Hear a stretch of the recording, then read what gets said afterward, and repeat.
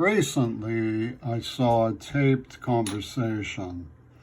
interview between BBC with Joe Nesbo and Greta Thunberg discussing the potential interest of storytellers in the climate change field and what moral obligation might exist on the part of people who are professional storytellers to get cracking on an existential dilemma that's coming down fast and furious. I mean, 8 years goes by like this, and we're dealing with a situation where if we cut fossil fuels as dramatically as we need to, there's going to be some necessities that are going to arise that we have to deal with creatively.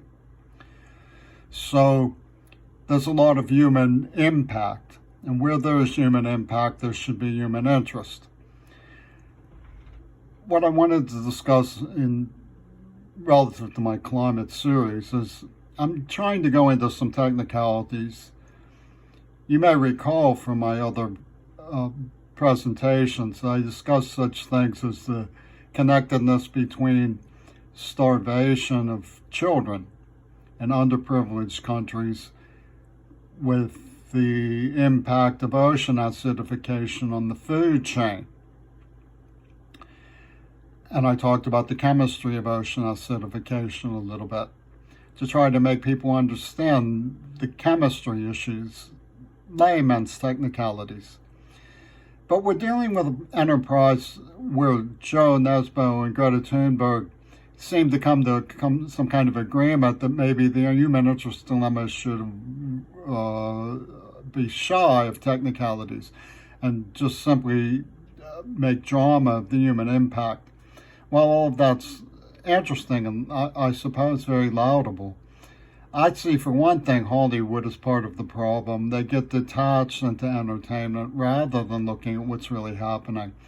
And also the question of how do we avoid technicalities and get hope from action? A person who has a health difficulty postpones seeing the doctor for fear of what they say for too long, and suddenly it's past the time when they can deal with it constructively. That's a human interest drama. That's a human interest dilemma. I have that problem, procrastination, rather than face the hurdle of overcoming my dread, overcoming my fear, and dealing with medical problems. Another thing is that, there's an element of trickery that has to be addressed. People are shy of the technicalities because they feel they will be duped by things they don't understand. So you have to have some kind of technicality system of representation that's simple enough that people can verify, question, and address the specifics in a way that makes sense to them. A person who asks for a second opinion about a medicine, who reads, as I wish I had, a medicine that is potentially hurtful, that's being told it will be helpful.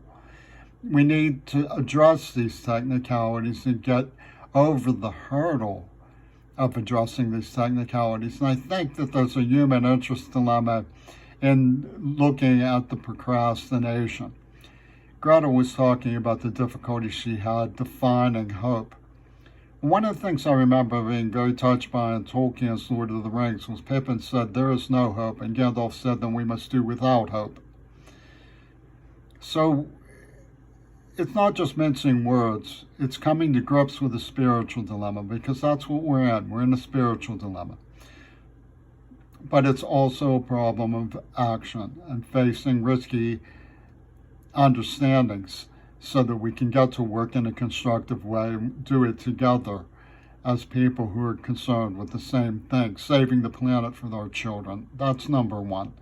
And we should never allow any kind of extraneous considerations to deter us from humanity to one another in the matter of saving the planet for our children. We have to get to work together on this. And so, although Joe Nesbo makes the case that there's certain kinds of personal, artistic issues at work, there's also a question of moral responsibility at work. I'm not going to go into the way the storytelling was used by Hollywood in the past that I don't like, because that's all very well known. My goal with my series is to focus on some technicalities that can be integrated into the immediate human interest story.